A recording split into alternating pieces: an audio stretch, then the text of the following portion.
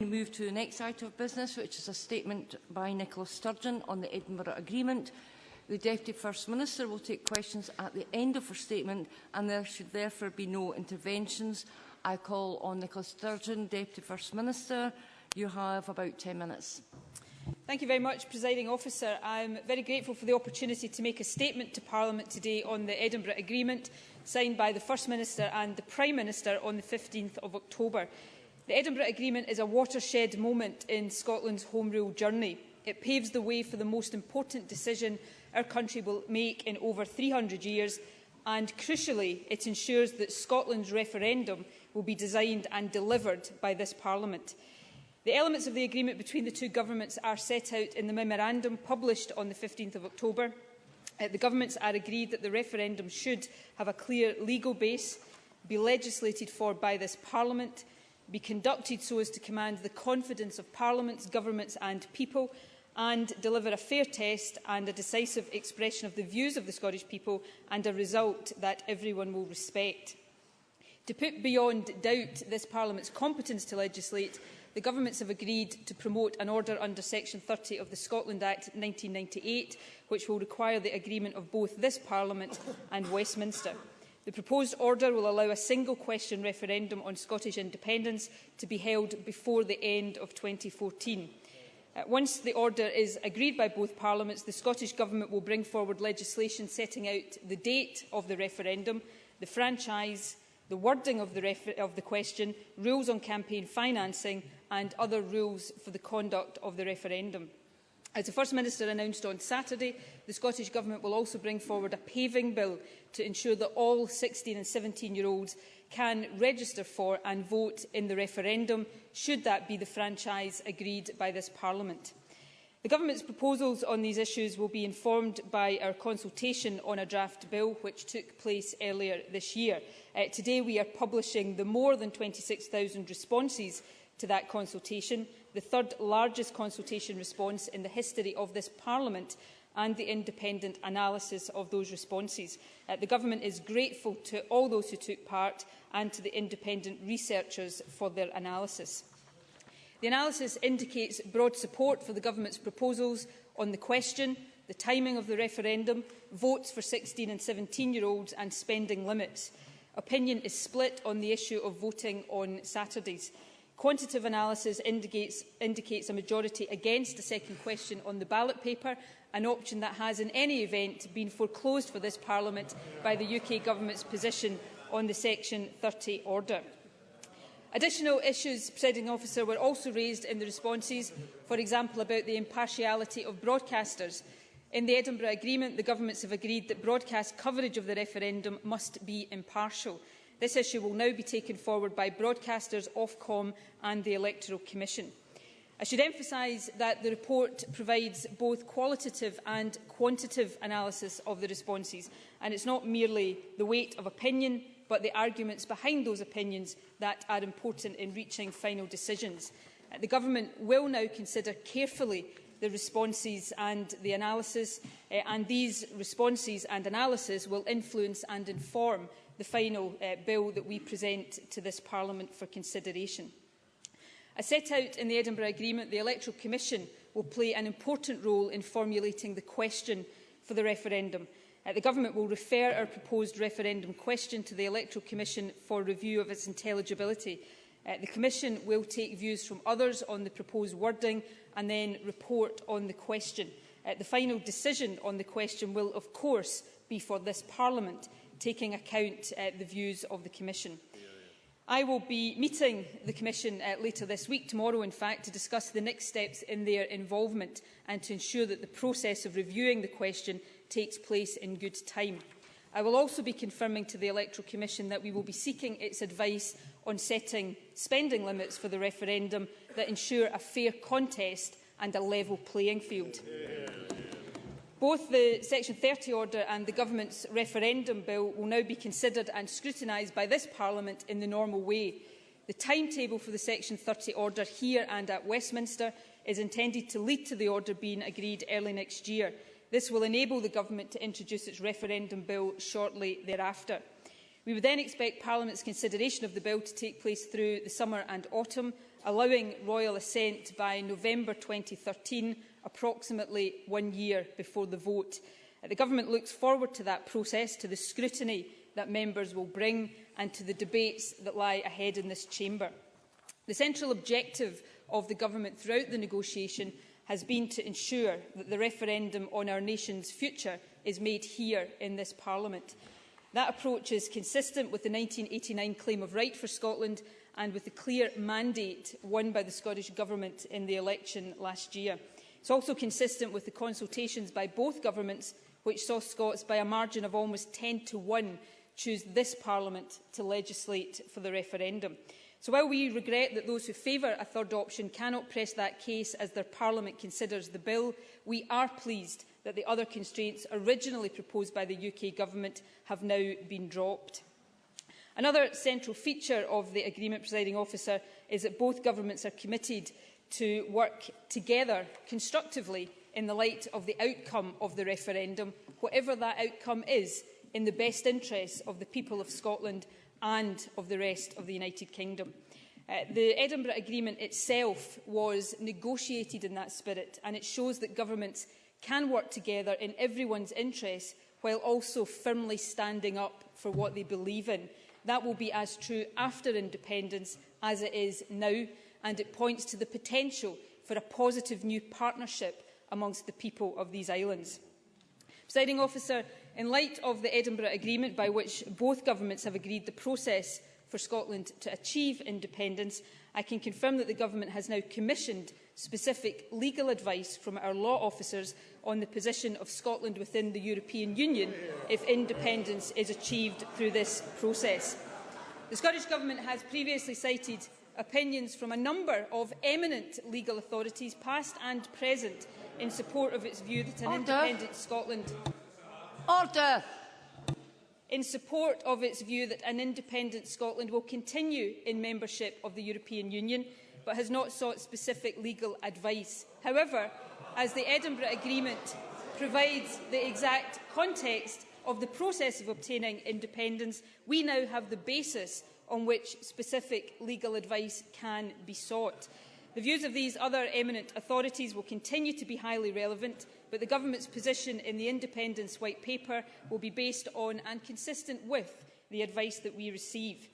Given that my statement today answers the ruling of the Information Commissioner on the existence of legal advice, there is now no need for the Government to pursue its appeal against this ruling in this specific case, and I've asked our lawyers to advise the court accordingly and to ask that the appeal be dismissed. I should also... Order! This is important. It's been raised a number of times in the Chamber. Please have the courtesy to listen to the Cabinet Secretary.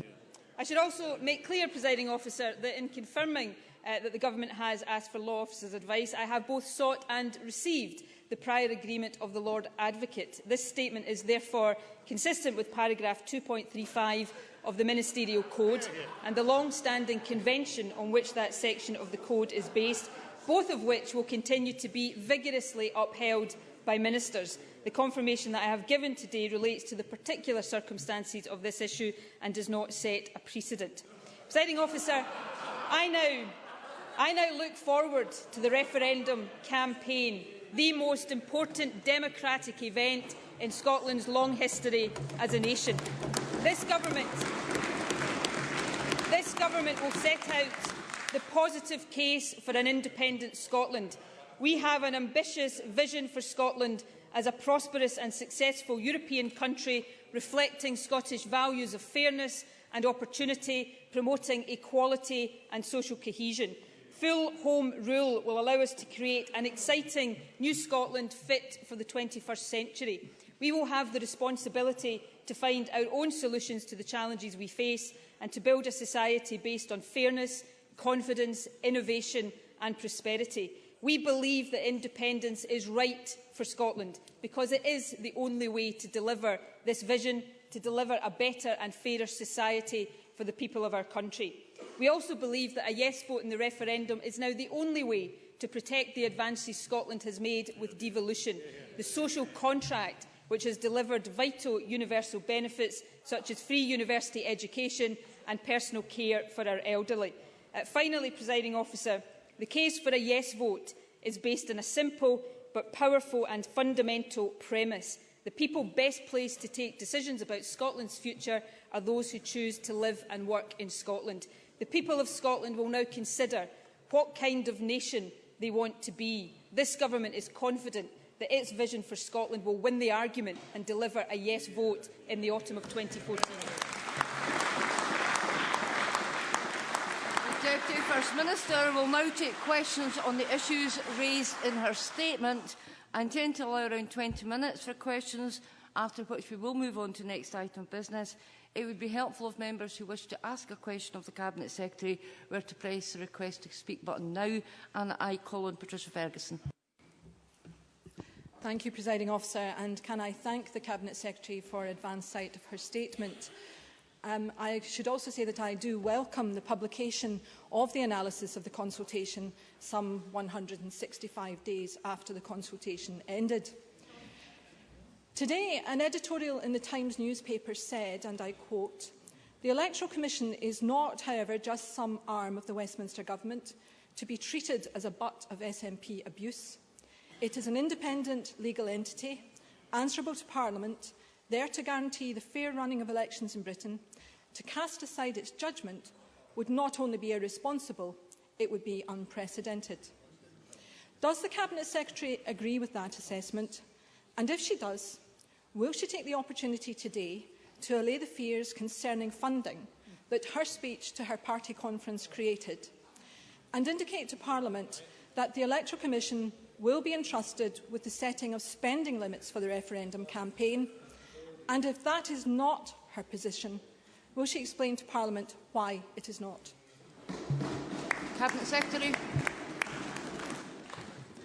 I gave Patricia Ferguson an advanced copy of my statement, as she graciously mentioned.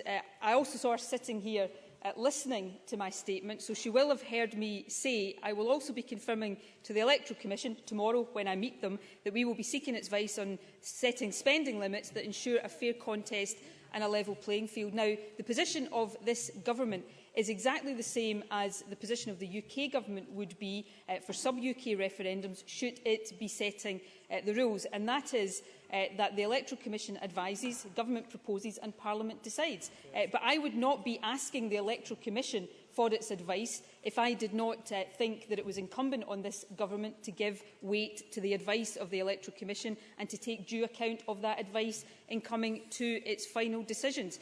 And I have to say to Patricia Ferguson, I can't understand what anybody in this chamber, on any side of this chamber, regardless of the legitimate differences of opinion we have on independence, would find to disagree with the statement I made, that what we want to do is ensure a fair contest and a level playing field. Surely that's what everybody should want in order that the people of Scotland can take a decision in that context. So that's what this government will be seeking to achieve. We will do it working with the Electoral Commission. I look forward to meeting with them to discuss it further, and I look forward to receiving the advice that they give. And of course, as is the case with all aspects of the referendum bill, it will be open to scrutiny by this Parliament as it passes through the normal process. Ms Davidson. Thank you very much. I'd also like to thank the Cabinet Secretary for advance sight of her statement. On Friday, it was proved beyond all doubt that the SNP is a party without principle, voting for a policy it doesn't believe. And the members of that party today, with principle, voted with their feet and walked out. But NATO is not the only international body which is tying the SNP in knots. We find out today that despite desperate claims of knowing the answers, despite thousands of pounds of taxpayers' money spent in courtrooms to keep information from the Scottish people, the SNP has never taken advice on a separate Scotland's place in the European Union. They don't know whether we would be spending pounds or euros. But it's worse than that. When myself and other party leaders tried to exact the truth, we were shouted down. In fact, this Deputy First Minister told this chamber that she knows Scotland would continue in the EU. In fact, in June, she said, and I quote, "An independent Scotland will be a member of the European Union. Arguing otherwise is an utterly absurd position." Well, it's not absurd. And the Deputy First Minister doesn't know. Monetary policy EU membership? When will she stop trying to hoodwink the public on the big issues? Scotland needs to know. So when will the Deputy First Minister, when she eventually gets this advice, will she promise to publish? Not her interpretation, not SNP spin, but the actual advice, so that Scotland has the information it needs to make this historic decision. Deputy First Minister. I respectfully suggest to Ruth Davidson that the word principle is one that Tories perhaps would be better advised to avoid using in any context.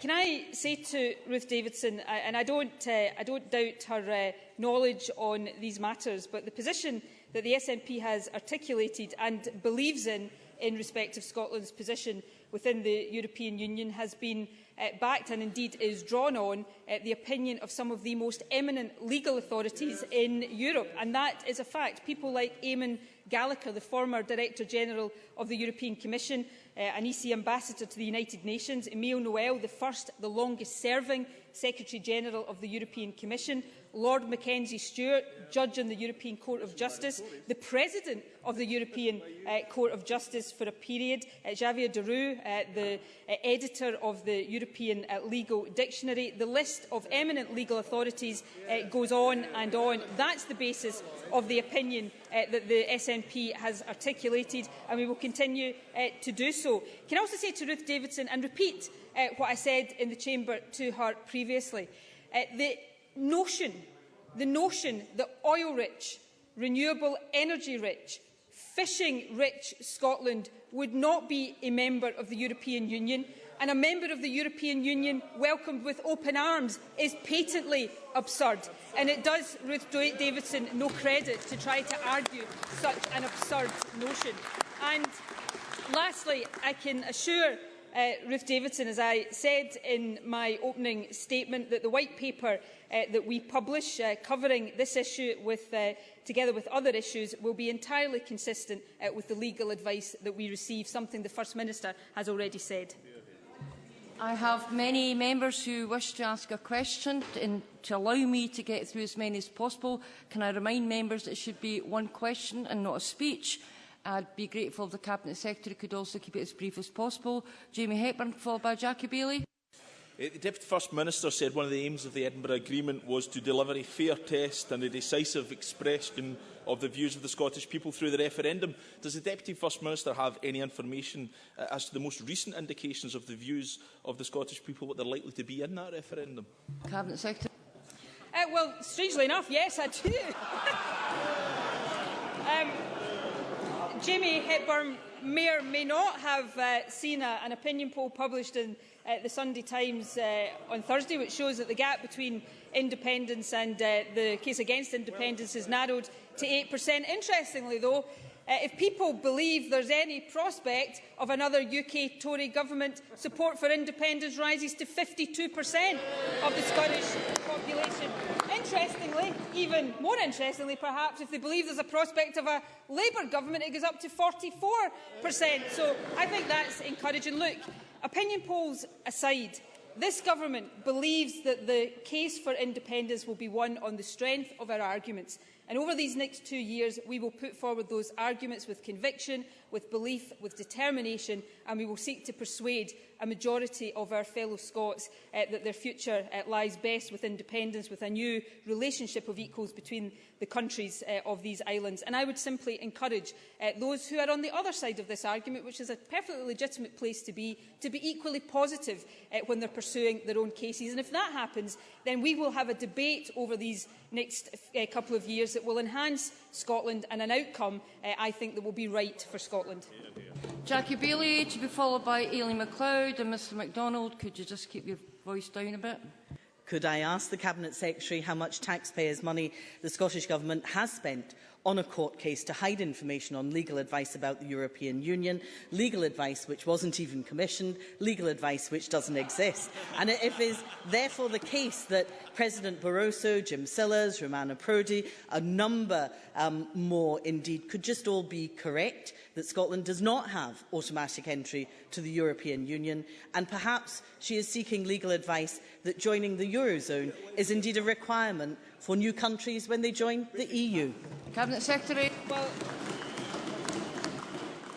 you know, the latter part of Jackie Bailey's question, I think, is not the case. Can I answer her specific question with a specific answer? I've given the total figure to date in terms of expenses is £3,960. That's £3,300 plus VAT. That's not an absolutely final figure. That figure may change, but that is the figure to date. Can I say to Jackie Bailey and to other members, we took this appeal because we were defending what we consider to be an important principle. In asking for the appeal to be dismissed, we are not conceding that principle. And the principle is this. The Scottish Government's view is that under the Freedom of Information legislation, the Commissioner requires to be satisfied that ministers have given consideration to the public interest, but that it is not open to her to substitute her own view of the public interest. The Information Commissioner's view is that she has the final say on the issue of public interest. So that is an issue of principle that we continue to differ over and no doubt will be settled in future. But I hope Jackie Bailey is satisfied with the specific answer to the specific question on cost, and I'd be happy to update Parliament on the final cost as soon as it's available. Ely MacLeod, to be followed by Willie Rennie. Thank you, Presiding Officer. Does the Deputy First Minister agree that it is outrageous that unelected peers like Lord Forsyth, who of course was rejected by the Scottish electorate, and Lord Cormac should seek to undermine Scotland's referendum, and disagree with me that it is right that the biggest decision our country will make for many generations to come must be made here in Scotland for the benefit of all those that live and work here? Cabinet Secretary. Yes, I do. Obviously, the Section 30 order will require to go through this Parliament and Westminster, including the House of Lords, but I think it would have been indefensible for Westminster to have legislated for a referendum, particularly given the unelected element of Westminster, and I think it's right and proper that this most important of decisions is taken here in the Scottish Parliament. Willie Rennie, followed by Claire Adamson. Can I thank the Deputy First Minister for an advanced copy of her statement? Can I also commend her for managing to ignore the siren voices who urged rejection of a Section 30 order. Instead, she sought a mature agreement with the Secretary of State for Scotland so the referendum can be decided by the people and not by the courts. From today, it's based on actual law rather than imaginary law.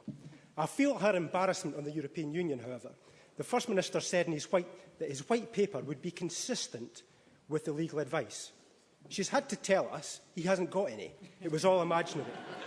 The same is the issue in the second question, but now, at least, we're based on actual responses, not imaginary responses. All this work was supposed to be informed by Professor Tierney, the First Minister's expert adviser, but there is not one mention of his work today. When does he speak? Cabinet Secretary. Well, first of all, before I respond to Willie Rennie's points, can I take the opportunity to pay tribute to Michael Moore? Him and I had a very constructive negotiation, which I think led to a good agreement. I would also take the opportunity in this chamber to thank my predecessor in this task, Bruce Crawford, who started the Scottish Government's work and did a sterling job. And I want to thank him for that. I'm not entirely sure about the second part of Willie Rennie's question. What I've said today about the white paper being consistent with the legal advice we receive is exactly the same as the comments the First Minister made in this Parliament about the white paper being consistent with the legal advice that we receive. So there is absolutely no contradiction there whatsoever. In terms of his last point about Professor Tierney, clearly we now have a consultation. We now have the agreement about the Section 30 order. It will be for the Government now to reflect on the consultation, to reflect generally, to submit a question to the Electoral Commission, receive the Electoral Commission's views, and then put its final proposal on the question to this Parliament for final decision. And all of the different views we take into account, and that will be openly shared with Parliament. So I think that is a perfectly acceptable, perfectly robust and absolutely right and proper process that we will now go through. And it will take us to the point of having a referendum bill that this Parliament can have confidence in and ensure that we have a referendum that everybody has confidence in and can respect the result of. Claire Adamson, to be followed by Richard Baker.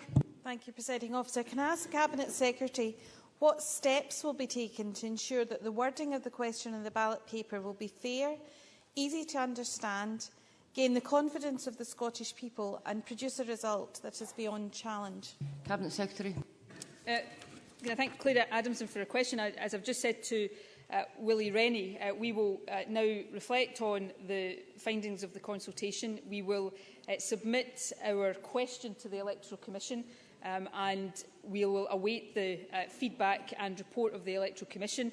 We will then submit a final proposal to Parliament in the referendum bill, which this Parliament can fully scrutinise and make a decision on. I think it's absolutely essential that the question is fair. I think what is very interesting, and those who have been criticising the government's question in this chamber in the past should be aware of the findings of the consultation, which show broad support for the Scottish Government's proposed question for the referendum. So we will take all of the appropriate steps to ensure that that question is the right one and the question that facilitates that decision that we want the Scottish people to take.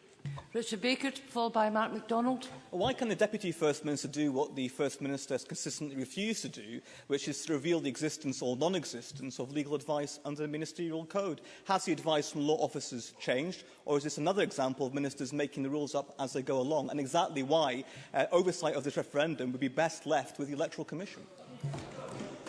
Well, let me answer that question in two parts. We are now seeking specific advice, specifically because of the Edinburgh Agreement. Before the Edinburgh Agreement, the process by which independence could be achieved was not settled. It is settled now, and that's why we're seeking legal advice. In terms of why I'm telling Parliament, and those people who now seem to be complaining have been asking us to tell Parliament this for months, so you would think they might manage to be a little bit more gracious about it. But I have sought and received the specific permission of the Lord Advocate to share this information with Parliament today.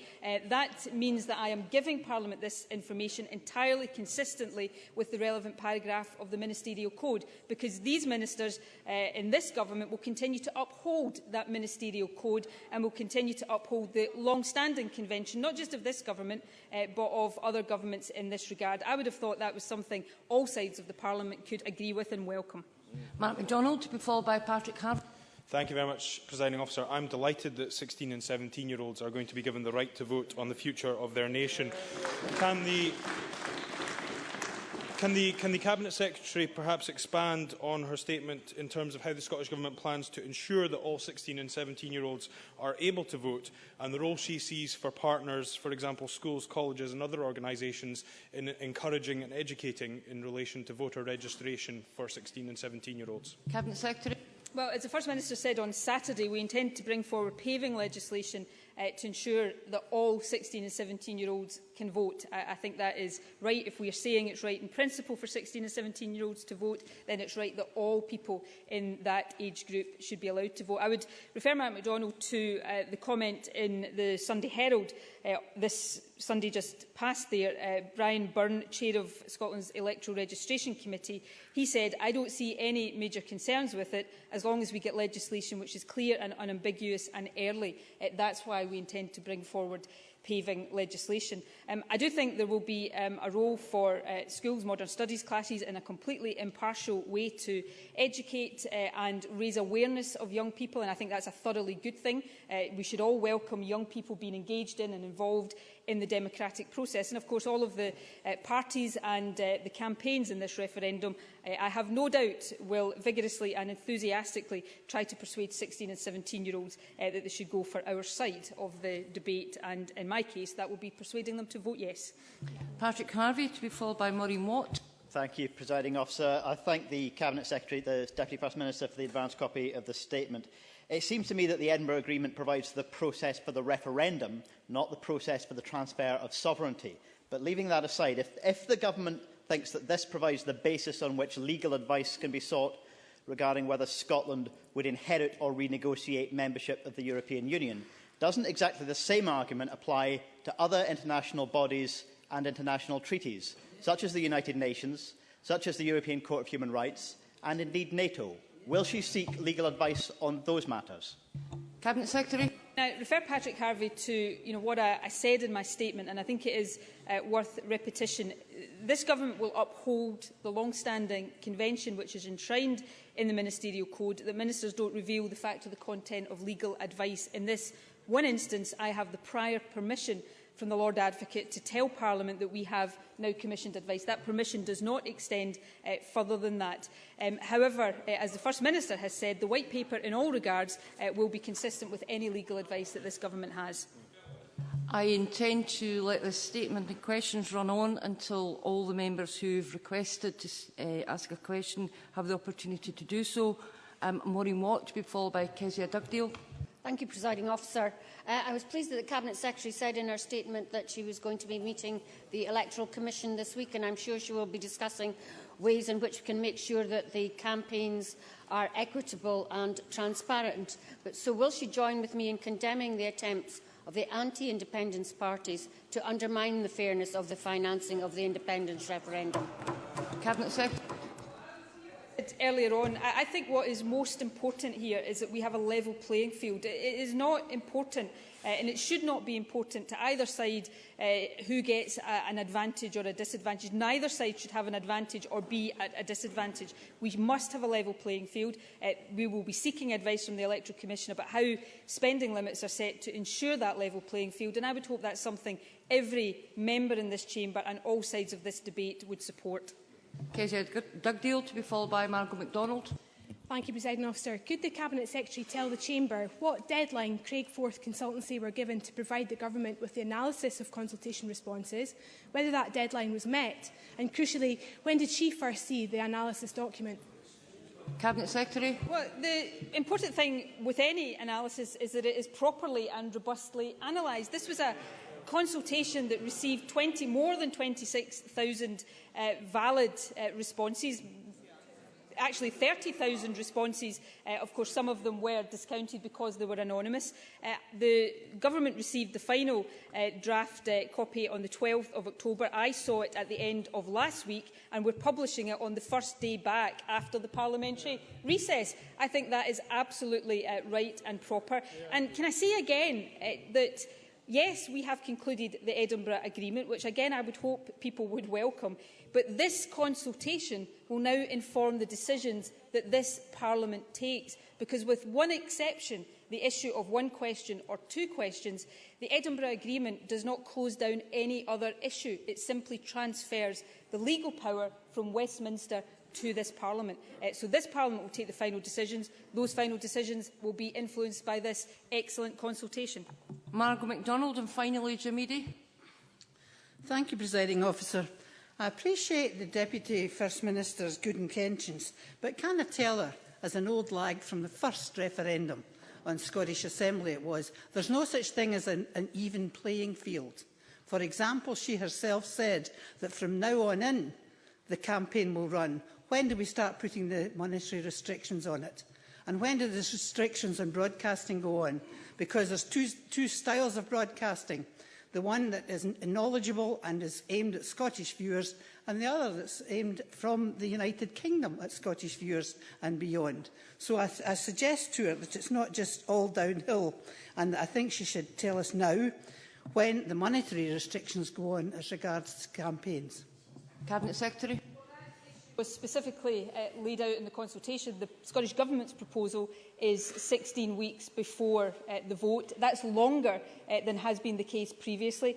The previous timescale was 12 weeks before the vote. The Electoral Commission has previously recommended that be extended to 16 weeks. So that's laid out in the consultation, and Margaret MacDonald can read the response and the analysis of that for herself. I think she's right to raise the wider issue about the period between now and the start of that 16 period, not just in funding, but also, crucially, in broadcasting impartiality. And these are issues that I'm happy to say to her today that I will discuss with the Electoral Commission when I meet with them tomorrow. And I'd be happy to discuss these issues with Parliament further at a time after that discussion has taken place. Jim Eadie.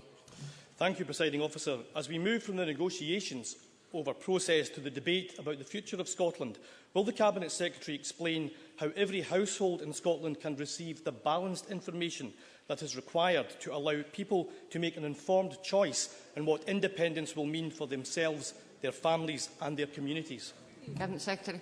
Well, the Scottish Government, as members are aware, will publish the White Paper on independence next autumn. That will set out the perspective for independence and will be available for everybody who will vote in the referendum to consider, to look at and to use to inform their decision. I can't speak for the other side of the debate, but I can certainly speak for this side of the debate when I say that we will set out the case, the powerful and overwhelming case for independence in detail, clearly, and in a way that I think will convince the majority of Scots to vote yes in the autumn of 2014. That ends the statement from the Deputy First Minister on the Edinburgh Agreement. We have a point of order from Willie Rennie.